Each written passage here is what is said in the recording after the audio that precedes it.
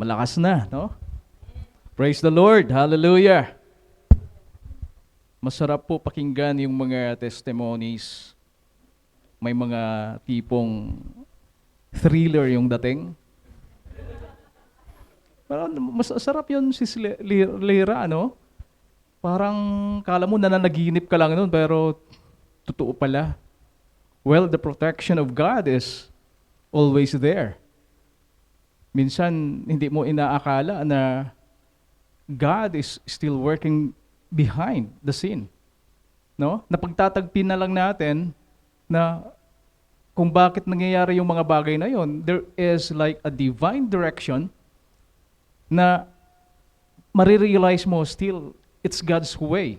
Amen? Kayo po ba ay na-excite na? Marami yata tayong mga magagandang bagong kapatid natin ngayon sa ating family.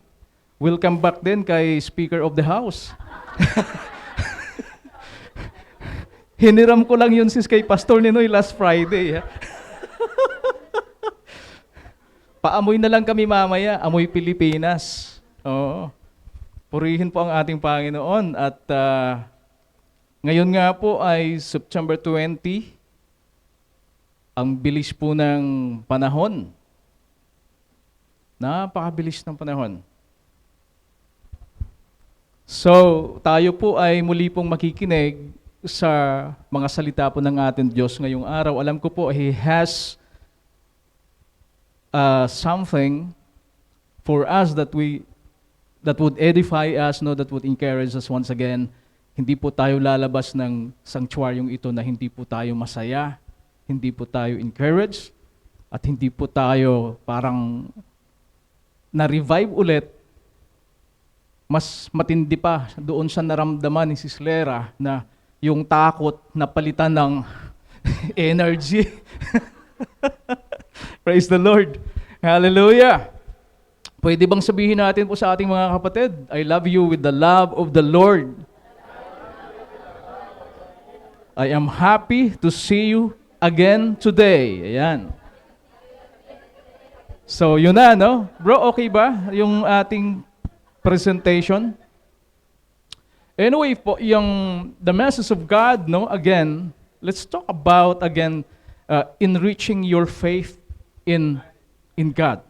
Okay?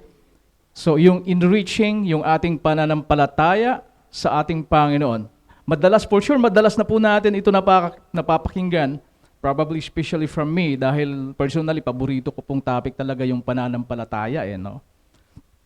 And, tignan lamang po natin yung opening scripture po natin. We can find it in James chapter 2, verse 17. Basahin po natin. If you have your Bible, dahil wala pa po tayo doon. If you have your Bible, open your Bible please with me in James chapter 2, verse 17. And let everybody stand up at basahin po natin itong opening scripture lang. Maraming scripture po kasi, basahin lang natin po yung isa. James chapter 2, verse 17. Meron ba tayo ritong remote, bro? Anyways, sige lang. Basahin po natin, no? Let's start from verse 17. Go. If it does not have works, it's dead. Let's pray. Lord, salamat po for this morning once again that we are gathered with a common purpose, Lord, to listen to your word, to praise you, to worship you, Lord. And Lord, i-replenish po namin yung aming spiritual realm, O God, ng bagong strength, bagong blessing that would be certainly coming from you today, Lord. Lord, I decree in Jesus' name, everybody will be blessed. In Jesus' name, Lord, let your name be glorified. This is our prayer. In Jesus' name, amen. Ayun, sige po, makaupo na po tayo.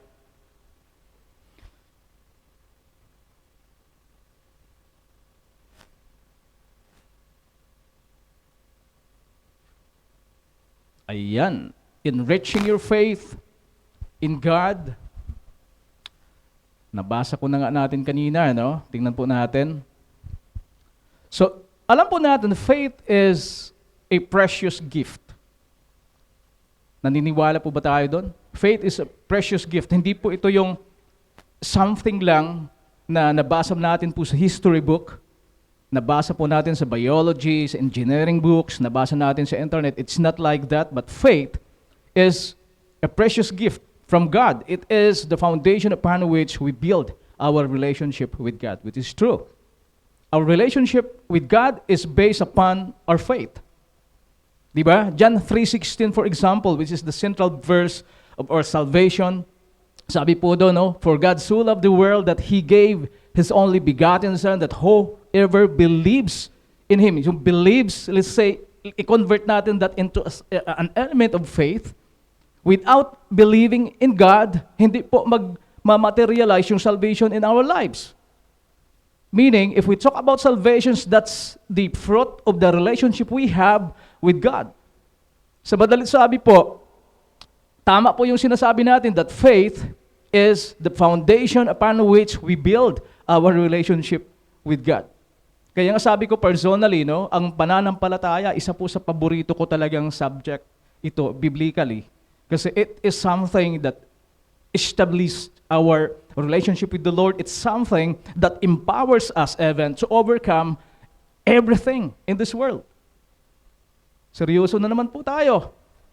Mag-amen naman po pag tama yung sinasabi. Praise the Lord, no? But like all things in life, it requires attention, nurturing, and action. Amen? Hindi lang ito bastang nanampalataya ka na din, that's it. Ay kung tayo nga po ay nagtatanim po ng halaman, dinidiligan natin eh. Tama? Amen, no? Pag nag-alaga po tayo ng mga manok, baboy, sa bukid especially, anong ginagawa po natin? Binibilhan ng vitamins. Yung alagang aso ni PJ, pinaprovet, ang laki ng gastos. Mas malaki pang gastos doon sa baby. Sa amin, ganun din yung nangyari, no? Nagkagatan yung aso. Ay siyempre, pinagamot, 7,000 din yung bayad, PJ. Ay yung mga bata nga, pag nagkagatan, pinisilin lang yung ipapahid. It's the same po yung sa ating pananampalataya. Hindi lamang po ito something na na-acquire po natin as a gift from God at okay na. We have to take care of it. It requires attention, nurturing, and action. Ano pa? Our faith is not meant to be static or dormant. Ano pong static? Sa physics, may static energy, no? Tama, PJ? Ano yung isa? Kinetic. Anong kaibahan sa exam? Ano yung keyword natin? Yung static, yung kinetic. Sa amin kasi sa Udjongan, yung kinetic, yung parang kikilitiin ka.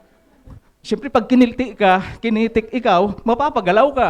Ibig sabihin yung kinetic energy, yun yung dynamic, static, stationary. Tama?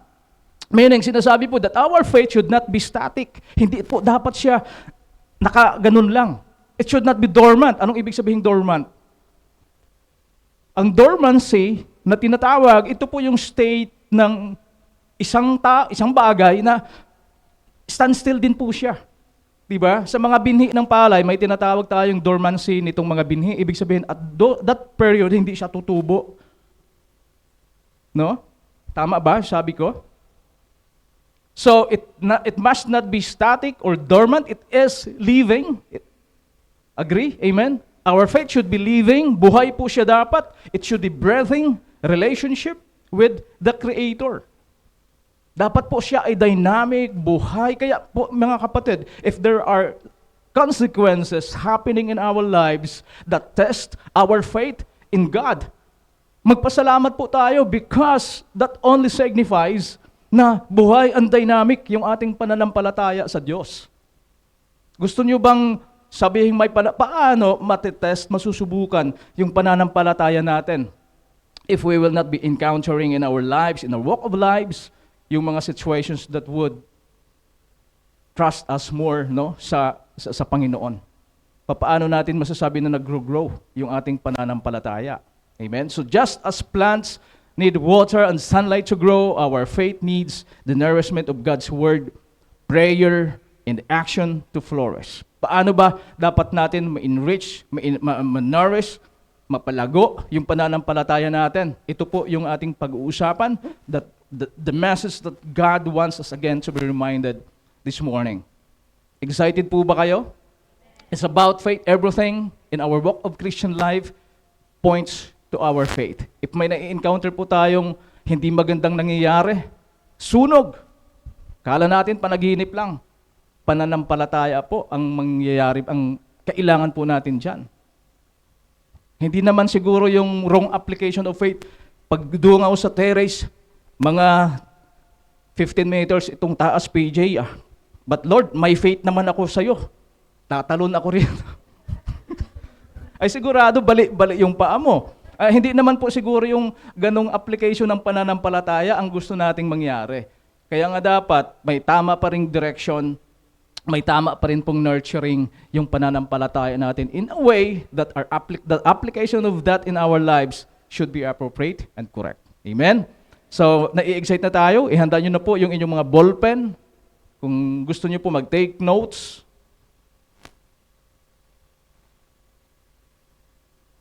Saan kayang direction ito? Amen.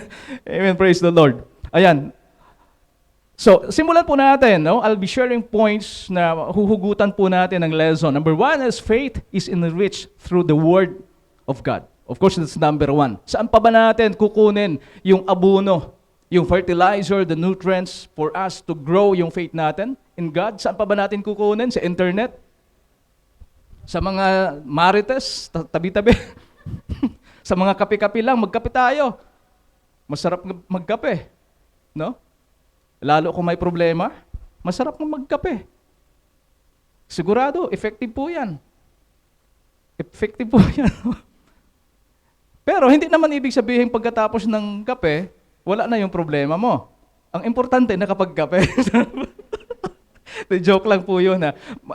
Tingnan po natin, faith is enriched through the Word of God in Psalm 119 verse 105. Sabi po dyan, your word is a lamp to my feet and a light to my path. So, faith is enriched through the Word of God. The Bible is the primary source through which we learn about God and His promises. Sabi ko nga po kanina, wala na rin namang iba. Although ngayon, ang Bible is in various platforms na rin. Meron po tayong digital Bible. Kahit sa internet, meron pong Bible Gateway ata, no? Where we can also type in and look for even like devotional references and materials. So, may mga printed Bible din. Nasa sa atin po, paano po natin. The important thing is, the point here is that the only source and primary source through which we know and learn about God more and His promise is the Word of God. Kaya nga, having and joining in Bible studies, napaka-importante po ito because we cannot know God.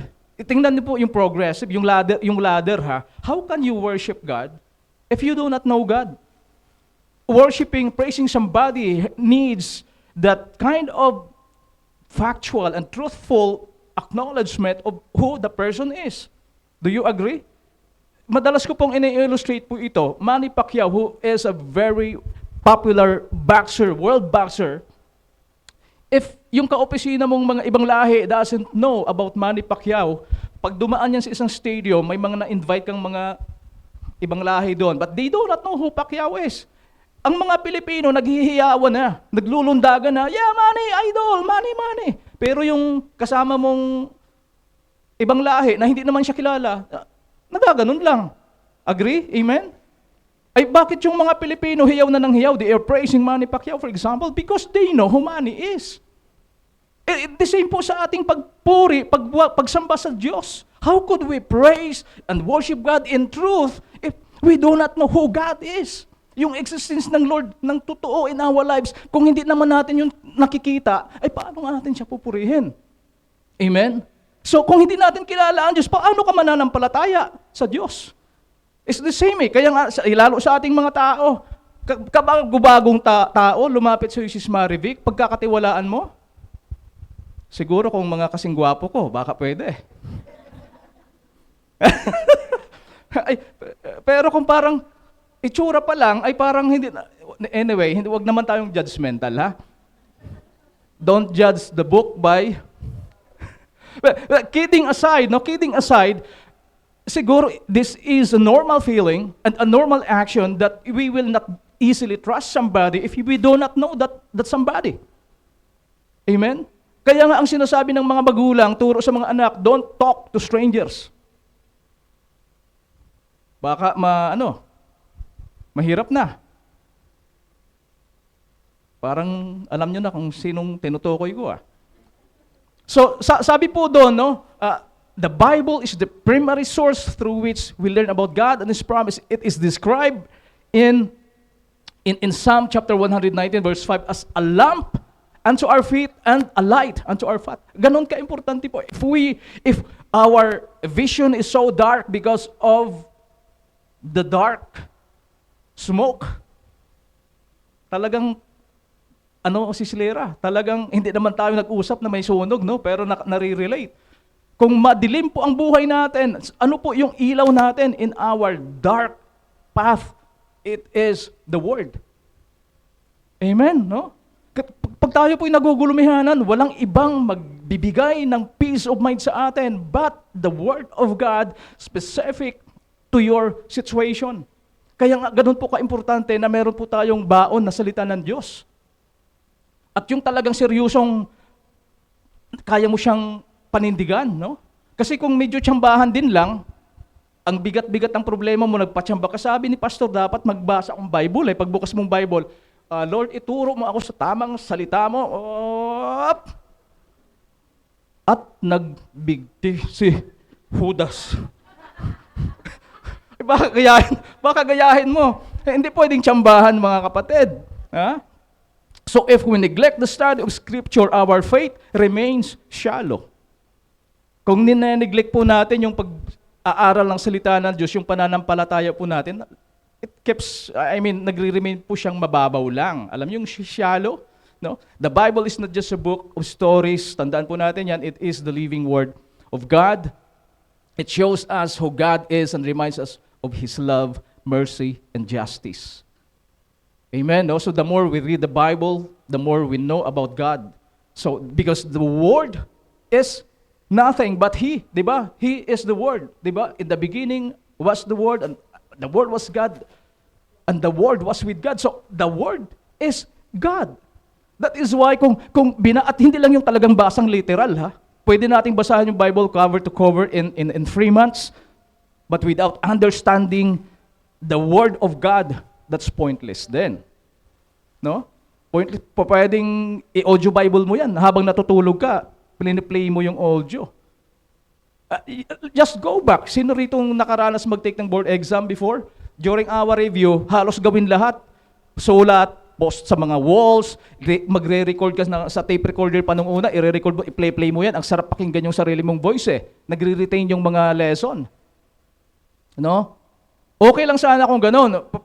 Strategy, to read the Bible in its essence, pero kung hindi nga naman natin gagawin in reality, in real life, wala ring kwenta. No? In Romans chapter 10 verse 17, sabi po dyan, tells us, faith comes by hearing and hearing by the word of God. So faith cometh by hearing and hearing by the word of God. Sabi ko nga po kanina, wala nang ibang paraan para makuha or mag-grow yung pananampalataya natin is by hearing the word of God. No? So hindi po ito makukuha sa kung ano-ano na lang. Kaya nga dapat, since very particular po yung way of growing our faith, dapat po intentional yung ating ginagawa in such a way na dapat mag-grow po ito. No? Tama, no? So when we actively read and meditate on the Scripture, our faith grows because we see God's faithfulness in action throughout history and in our lives, in our own lives. So that's very straightforward to understand that, again, to enrich our faith is through the Word of God. Meaning, magbasa po tayo, makinig po tayo ng kanyang mga salita. Amen? Number 2. Mukhang hindi siya gumagana. Bro, paano na lang?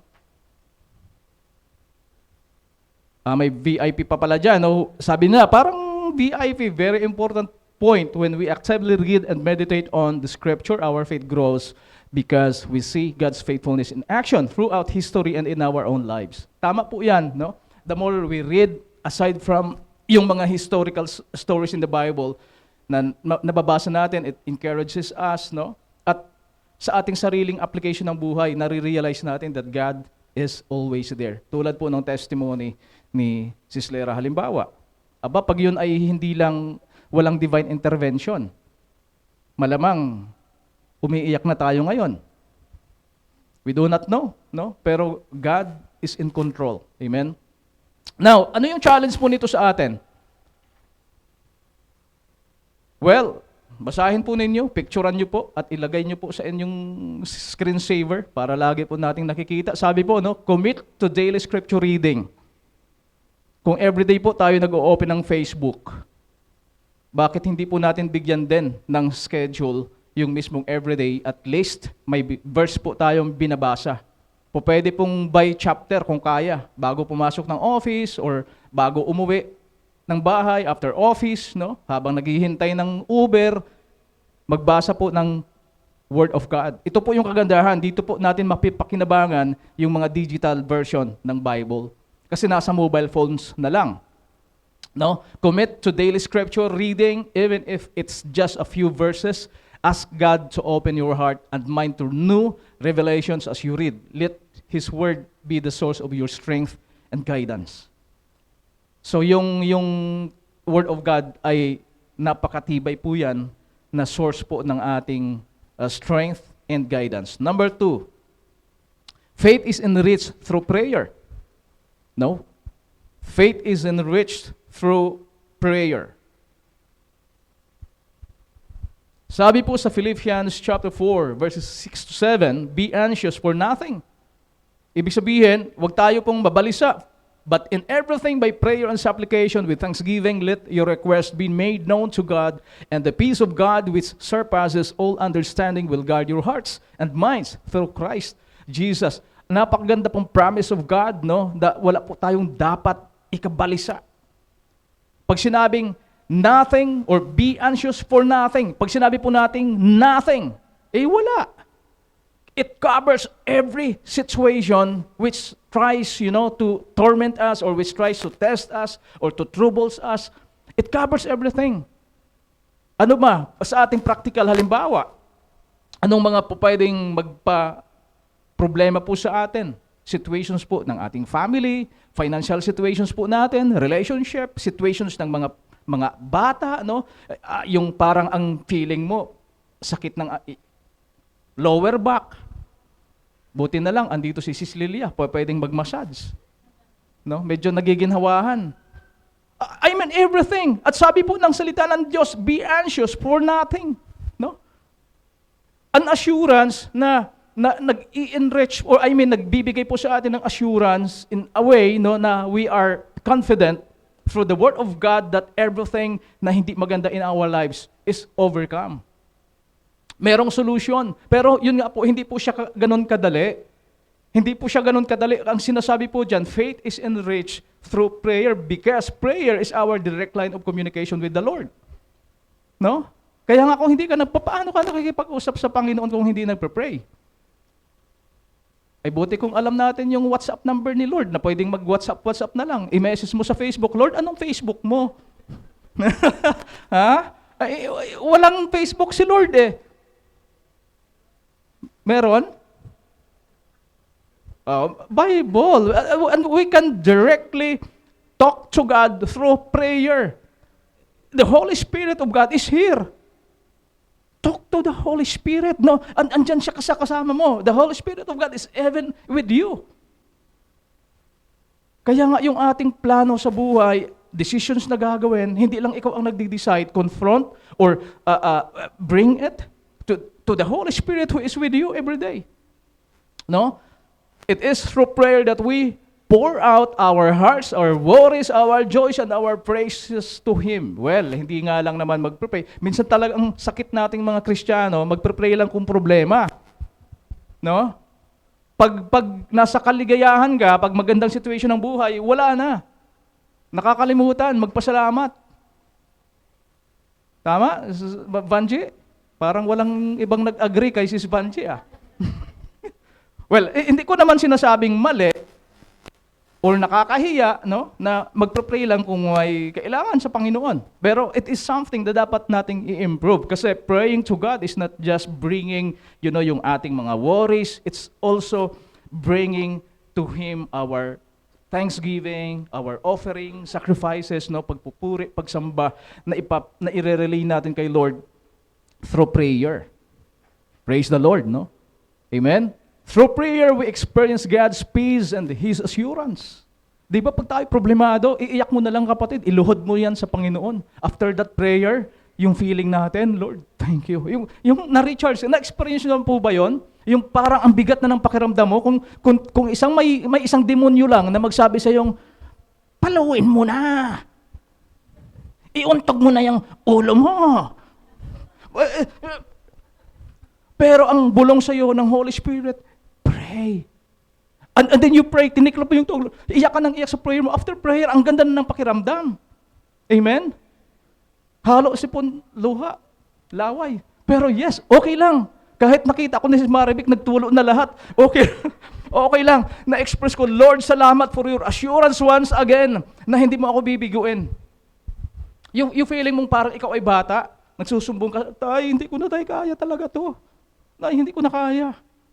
And you just imagine that you are in the embrace of God, anak. This is not your fight.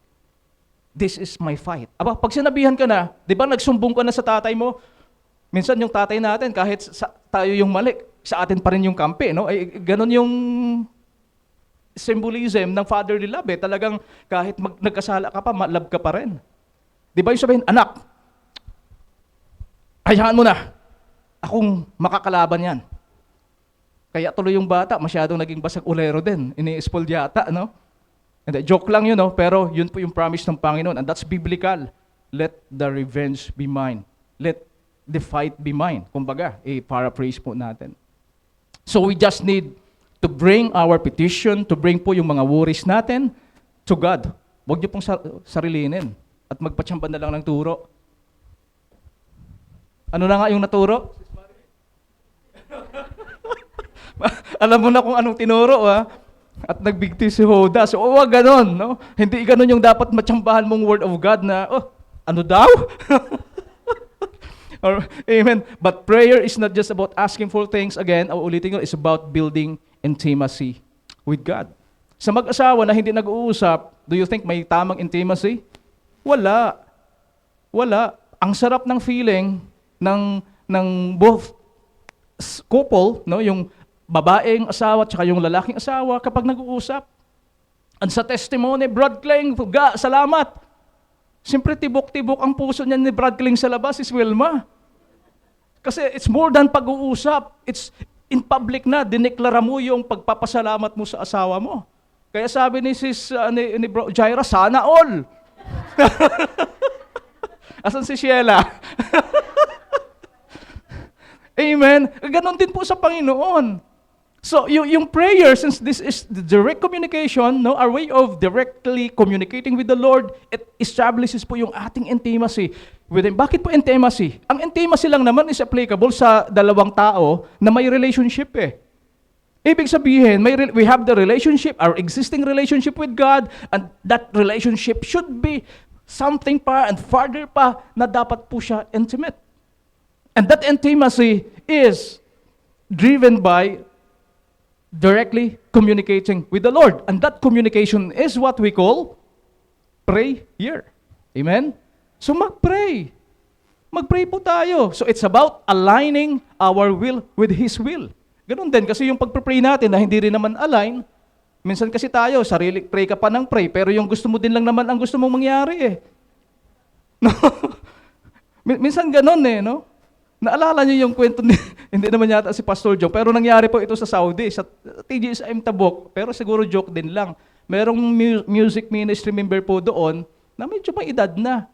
Ay gusto nang mag-asawa, parang wala ngang siguro lahat ng nag-a-attend sa simbahan, halos may asawa na siguro din. Kung meron man, baka manggilan-gilan.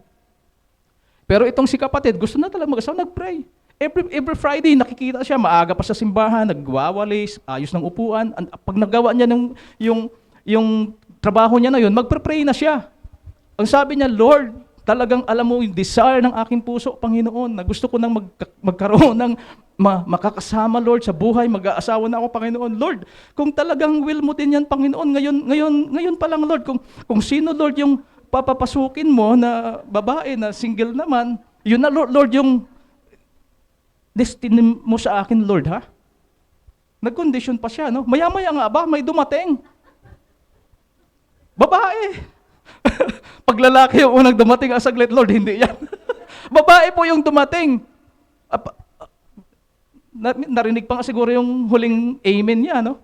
Oh, bro, kumusta na? Paglingon nitong kapatid, ay yung babae siguro, parang ayoko nang i-describe, no? Pero siguro sa taste nitong si kapatid na naghahanap ng asawa, parang hindi niya type. Nag-pray siya uli. Sabi niya, Lord, kung magbibigay ka sa akin, hindi naman yun. Sa tingin ko, joke lang naman siguro yun, no? Pero now, the point is, kung tayo magpray, dapat i-align po natin yung ating object of prayer sa will ni Lord. Hindi yung pray ka ng pray, pero yung gusto mong sarili din ang gusto. Hindi ganon ang way ni Lord, no? Dapat align po sa kanyang prayer. Dapat align. Kaya nasasabi, for sure natatandaan niyo po, lagi kong ini-illustrate din before, minsan, kunwari, magpropray tayo, Lord, tataya ako sa loto. May 800 million na eh. Lord, talagang Lord ha, promise mo sa akin, Lord ha, papanalunin mo ako. Para kung manalo ako, Lord, promise ko din talaga sa'yo.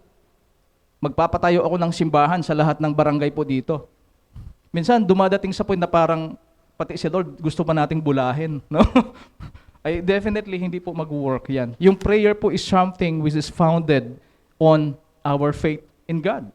Kung ang ating pagkakakilala sa Panginoon ay something very powerful, do you think mag-a-approach tayo sa Kanya na in sarcastic way? Hindi, no?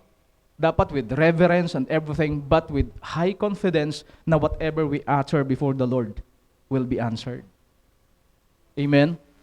So when we make prayer a regular part of our lives, our faith is strengthened because we come to trust in God's timing, His plans, and His presence. Yun po yun. No? So, tingnan natin, ano yung very important point. Prayer is not just about asking for things. It's about building intimacy with God and aligning our will with His. So, tandaan po yung important point po yan. So, again, maganda po mag-pray. Every time po, no, na na-answer ni Lord yung prayer natin in amazing way. Yung masasabi po natin, Lord, this is not the thing, Lord, na kaya kong gawin, but Lord, with your intervention. Alam ko, Lord, intervention mo to dahil wala na rin naman po pwedeng makagawa nito kundi ikaw lang. May mga situations tayo in life na ganyan sa amin mismo, no? I will not repeat the same story, but if you know yung mga nangyari po in our lives, wala na rin namang ibang pwedeng mag-intervention doon kundi yung power of God, eh. No? At andon yung, kumbaga, sabihin natin balik ng kanyang biyaya pa din. Ganun po yung ating Panginoon. And for sure sa inyo din, may mga ganong stories. Amen? Now, ano po yung challenge? Set aside time each day to pray, not just for your needs, but for a deeper connection with God. Pray with expectation and trust, knowing that God hears and responds in His perfect way. Sabi po dyan, we have to set aside, mag-allocate po tayo ng panahon every day to pray. Minsan parang nasasabi natin, buti pa yung mga pinsan natin, 5 beses. At sila talaga titigil dyan. Titigil dyan, no? Pag oras na mag-pray, kalas muna, wala, punta ka dun. See? Magandang ginagawa nila, what we can imitate, no? Not the faith, but, the attitude, that devotion in praying every day. Diba? Okay siyang gayahin. Tayo nga siguro minsan, no? Parang nagagalit pa pag ang haba ng prayer ng pastor. No? Meron dati, ang haba ng prayer sa offering. Parang aabot ng naman, prayer lang yun ha. Aabot na yata, tsaka exhortation, aabot na ng 1 hour. Anniversary yata natin yung Sis Banji, nung nasa Mansuro pa tayo. We have invited the pastor, nag-exhort sa tithes and offering, ang exhortation, mas mahaba pa sa preaching ng ating main speaker. May isa akong narinig doon sa likod, tama na yan, magbibigay na akong 1,000. Siguro, totoong nangyari ito. Kasi, prayer, no, yung pagpre-pray, minsan ay, ang dami pang pabulak-bulak din kasi yung iba. Di ba, may ibang prayer tayong naririnig. Parang yung family tree nila Abraham na may mention pa, no? Yung genealogy pang tawag doon. Which is, kung tutuusin, hindi naman masama po yun, no? Pero prayer is straightforward. Kung ano po yung gusto nating ipaabot sa Panginoon, gusto po nating hilingin sa Kanya, yun ang sabihin. Yung ibang nagpre-pray, Lord, unspoken. Nahihiya ka pa sa Panginoon yan, ha? Unspoken. Siguro, applicable yung mga unspoken sa isang public prayer meeting na medyo confidential yung prayer item natin, kaya unspoken na lang, Lord, alam mo na kung ano yung prayer. I would understand that. Pero sa sarili mong prayer life with God, mag-unspoken ka pa ba? No way. Although God knows everything, pero katulad po nung babaeng dinudugo for 12 years, God knows certainly the issue of the woman.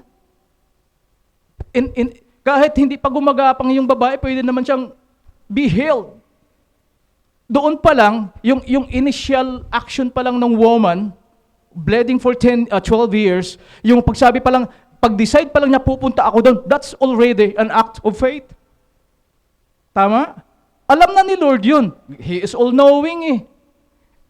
Sa point pa lang na yun, pwede niyang sabihin, be healed. Pero naghintay pa siya ng gumapang talaga yung babae.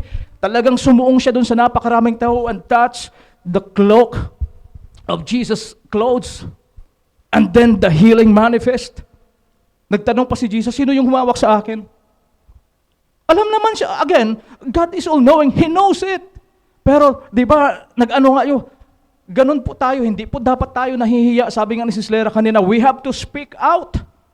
The way God blesses us, we have to be proud of paano tayo pinagpala ng Panginoon. Bakit natin ikakahiya?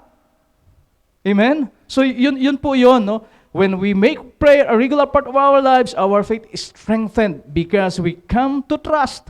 The more nagpapray tayo, it's an action of trusting Him. Pwede namang hindi mag-pray eh. Pwede na namang itulog na lang. Ikape na lang yan. Sis Amy. Spanish latte. Pero hindi. The more we pray, kasi ang pag-pray mo, imagine pwede namang yung ititikrop, iiyak mo, ibinababa mo yung sarili mo before the Lord is an act of faith, is an act of humbleness and submission to His Lordship and His authority over your situation in life. Amen? So, yan. Number 3. Kunti na lang. Faith is enriched through community. Now, community, siyempre Christian community po ang tinutukoy po natin dyan. Amen?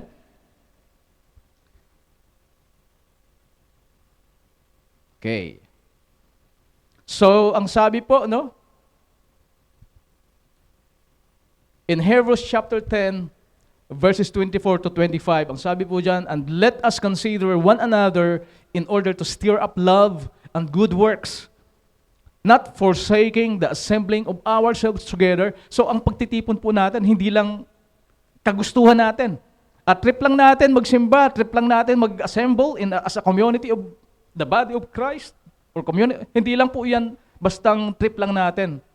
Ito po ay biblical that we have to assemble ourselves together and is the manner of some, but exhorting one another, and so much the more as you see the day approaching. Ibig sabihin, the more nga dapat na alam natin we are in the end times, dapat the more we are gathering ourselves together with the purpose as mentioned dito po, no? In the manner of some, but exhorting one another, nagpapalakasan. So kung tayo po yung nag-a-assemble as body of Christ or as community of believers, TGSM family, dapat po tayo nagpapalakasan sa isa't isa. Amen? Ay yung iba siguro, mag-gather sila pero magmamarites silang naman. Parang nakakatawa talaga, no? So, we are not meant to walk the journey of faith alone. Ibig pong sabihin. Kaya nga, sabi po dyan, hindi, gusto kong ako ang mauna kay Sis Marivic. Dapat mas malaki ang pananampalataya ko kaysa kay Brad Jaira. Hindi ko siya invite sa Bible study. Ano klaseng Kristiyano yun? No? Gustong suluhin yung blessing ni Lord. Sabi po, no, we are not meant to walk the journey of faith alone. We should be growing in faith all together. Pag yung isang kapatid natin medyo nanghihina, akayin mo. Amen? Akayin, huwag itulak. Itulak. Being part of community of believers enriches our faith. Tama? Doon tayo nag-grow, no? Doon tayo nag-grow. Katulad nung nasa picture na yan, no? Maraming nag-advise maybe sa kanya, pinalakas siya. Lumalabgo tayo doon. Minsan, pag problemado yung ating kapatid, simple sharing of our own testimony and experience of life na nangyari. Alam mo, Sis Banji, nangyari din sa akin yan. Pero still, andito pa rin ako ngayon, sis. Need lang nating mag-move on with the Lord. Hindi niya tayo pababayaan. No? Diba? Ganon.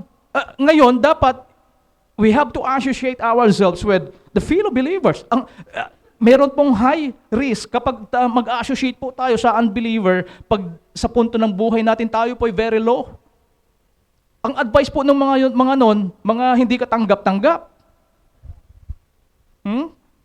Sinong naka-experience pong ganon? Humingi kang advice sa unbeliever, parang saglit, ano pinagsasabi nito? No?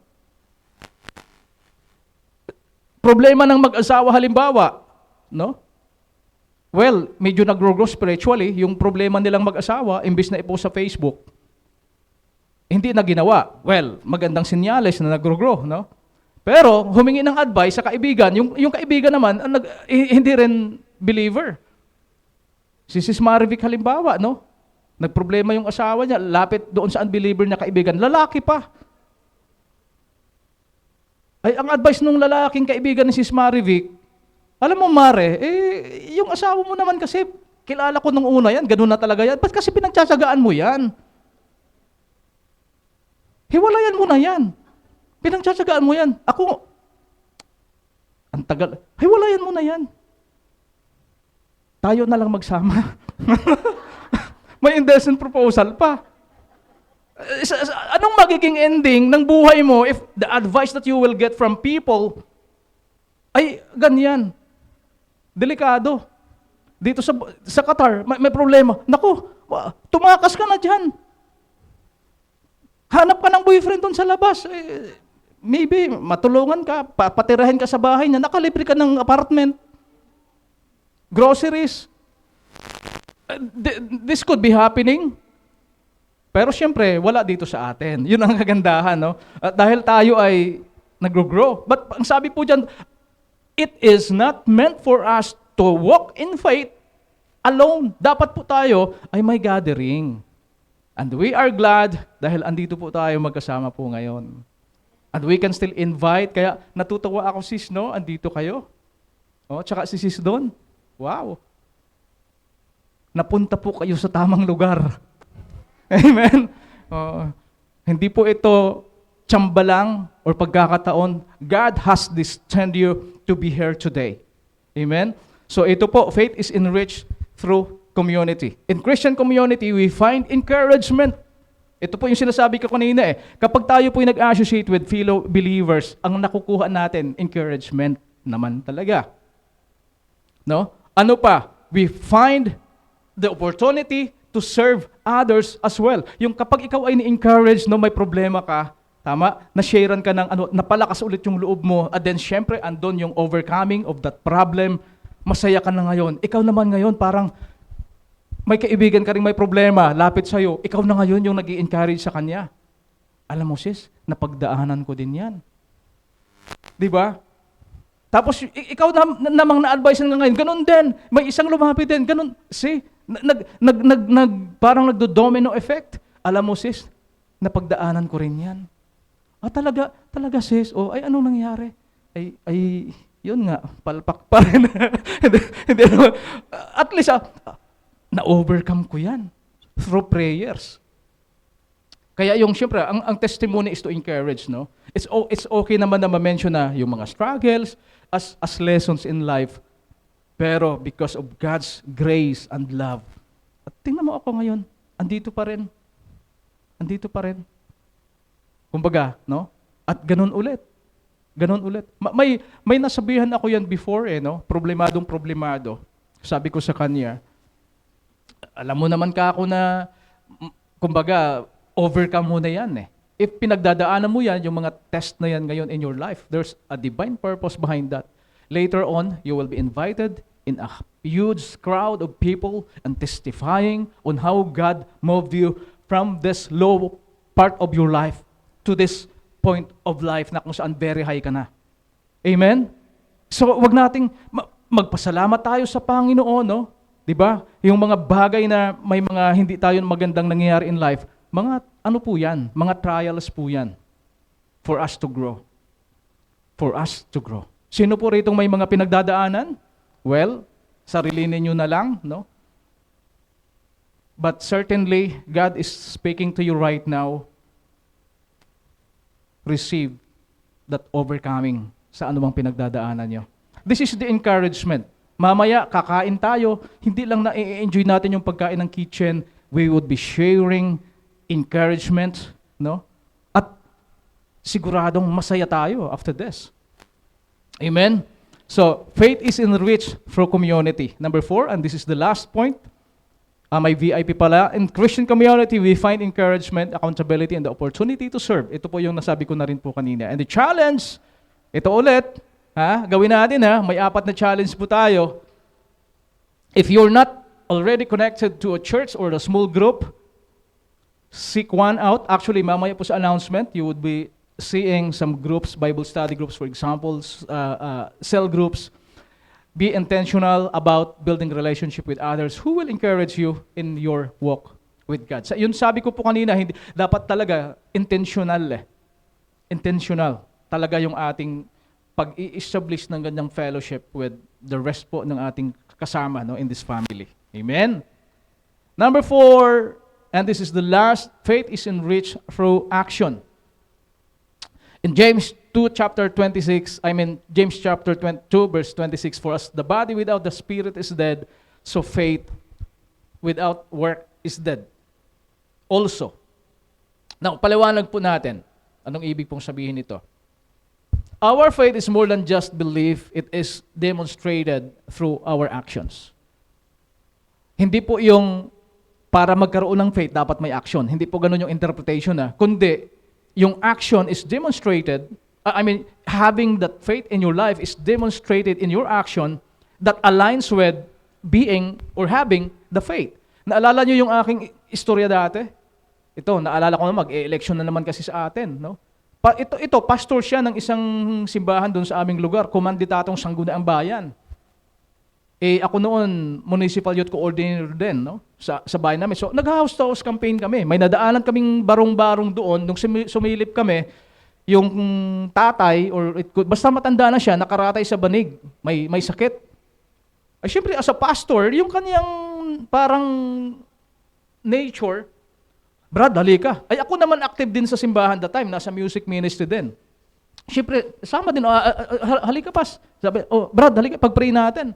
Ang ganda pa ng prayer. Siyempre, pastor In Jesus' name, be healed. Ang lakas-lakas pa. Talagang napapa-uga-uga pa, no? Akala naman kung ang lakas ng prayer, gagaling na, no?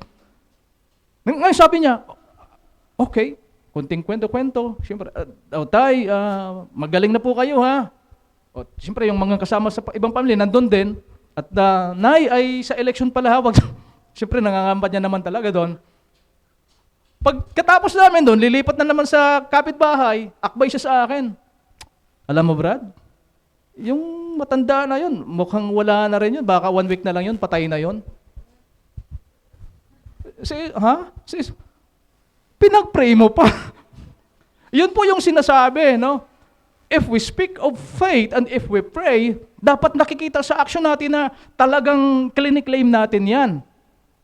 Nagpre-pray po tayo that we should not be worried. Lord, may mga ganitong problema. Lord, salamat po dahil wala na yung problema ko. Pero after prayer, bakit problema pa rin? That doesn't align. Tama? Yung ating reaction after prayer, hindi po nagko-conform doon sa ating declaration during prayer na, Lord, thank you. Paglabas mo doon simbahan, problema pa din. Yun po yung sinasabi na yung pananampalataya na hindi naman nakikita sa bunga ng gawa is dead. Amen? So, sabi po, the faith moves us to serve, to love, and to share the good news. Di ba? Halimbawa, may lumapit sa'yo. Pambili ng kubos. Wala na talaga, sobrang gutom. Ay, ikaw naman, meron ka pa naman yata. Alam mo, meron ka pa namang extra 2 reals ah. Ay, di ba yung isang balot ng kubos, 1 real nga lang, no? Okay, halika, ipag-pray natin yung tinapay mo. Lord, gumamit ka ng tao upang mabigyan siya, Lord, ng pagkain. Ay, ikaw na nga yung gustong gamitin ng Panginoong tao kasi meron ka pang 1 real. Diba, no? In Jesus' name, Lord, gumamit ka ng tao. Ay, ikaw na nga yun eh. Kung hindi po nakikita sa gawa yung sinasabi nating declaration of faith in life, that's pointless. Yun po yung ibig sabihin niya, faith is enriched through action. Kaya nga, the more po know that we manifest in action yung fruit of faith in our lives, mas lalo po itong tumataas, nag-grow. Nag-grow. Amen? Minsan natetest po tayo in giving eh. In tithes and offering, for example. Lalo pag yung point talagang kailangan, parang nakakapanghinayang namang ibigay ito. Pero subukan mong ipagkatiwala sa Diyos yung kanyang, di ba? The steward, be a good steward and speak of that, marirealize mo, hindi ka pinagkulang ng Diyos. Amen? Amen? Yun po yung sinasabi po dyan, no? A faith. And the more we do it, ano ka? Confident ka. Amen?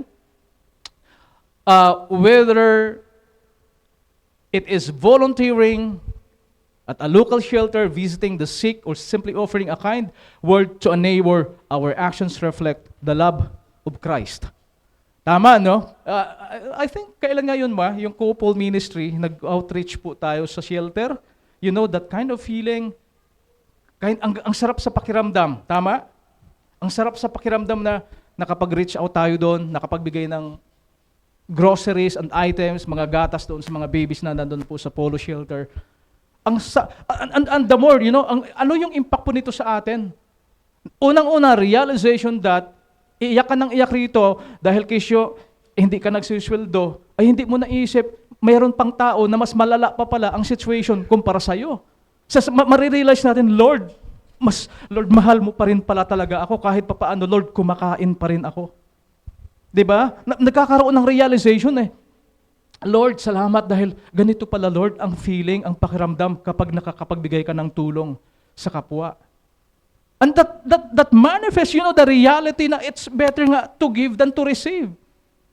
At doon, Lord, at nagkakaroon pa tayo ng prayer eh, no? Lord, promise, Panginoon, no? Lagi ko, Lord, isi-share yung blessing mo sa akin to the people na nangangailangan. You say, nagko-conform yung ating direction doon mismo sa gusto ng Panginoon. No? And sabi pa dyan, and as we serve, our faith grows because we experience firsthand the joy of living out the gospel. Kaya nga, di ba may tinatawag na yun, the Good Samaritan? Actually, yung iba, Samaritano yan talaga. Actually, meron ditong parang community organization. Ang pangalan ng kanilang organization, The Samaritan. Sabi ko, bakit Samaritan? Alam niyo bang ibig sabihin ng Samaritan? Bakit kayo naging Samaritan? Hindi naman kayo mga taga-Samaria.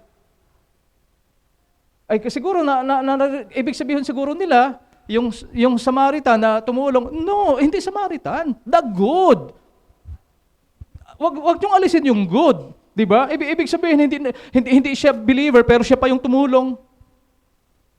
At in-illustrate ng Diyos yun, no? In a way, na ganun dapat tayo. Ganun dapat tayo. Kaya, wag po natin, no, ititiklop yung ating mga palad sa mga kapatid po natin na nangangailangan.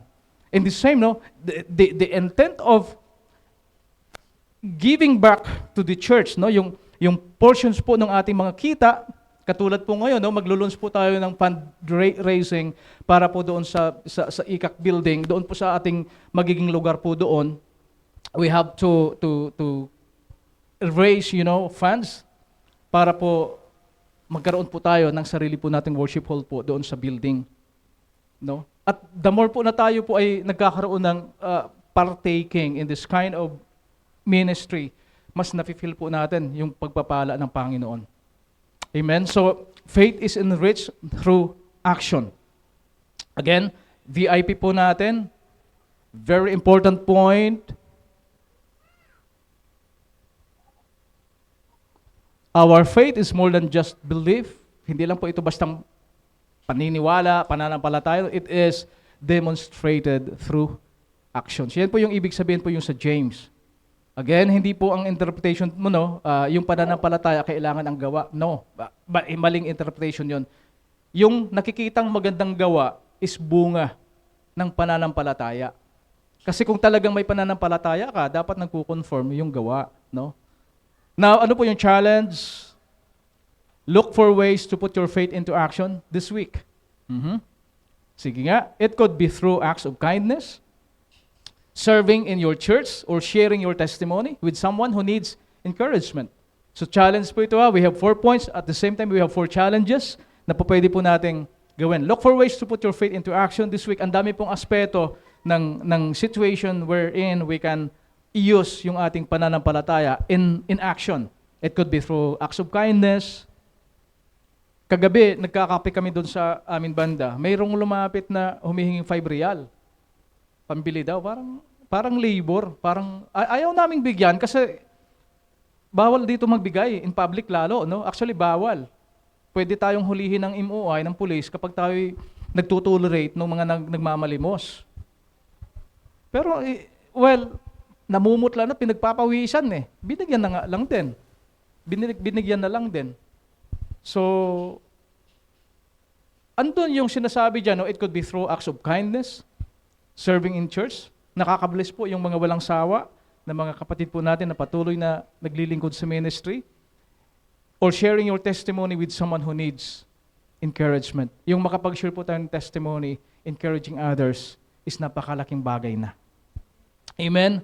So, ito po yung message ni God. No? In conclusion, to enrich our faith in God, we must be intentional. Yan ang sabi ko kanina. Dapat you have to intend it deliberately, no? Na gagawin mo talaga. Hindi po pwedeng hindi maging intention eh. We cannot afford to be passive in our walk with Him through studying the Word, committing to prayer, engaging in community, and living out our faith in action. We allow God to strengthen and deepen our relationship with Him. Amen? So this is the Word of God for today. Alam ko po na tayo po ay na-encourage na ganun dapat pala. We have to enrich our faith in God through His Word, through prayer, community, and it comes out in action. Lord, salamat po for this morning, for once again reminding us, Lord, that faith as the fundamental, Lord, basis upon which, Lord, yung relationship namin with you ay nangyari. Lord, salamat din po, Panginoon, for reminding us, Lord, that we should not be dormant, Lord. We should not be just keeping or remaining, Lord, in a static mode, Lord, but, Lord, keep our faith dynamic, nourished, Panginoon, and put it, Lord, into action. Lord, we also pray, continue, Lord, to give us, Lord, the right direction in every way we go, Lord, in whatever we do. Alam po namin, Panginoon, that you are always with us, leading us, Lord, to the right path, Lord, according to your will sa buhay namin, Panginoon. Lord, salamat po. We continue, Lord, to praise you and lift your name on high. In Jesus' name we pray. Amen.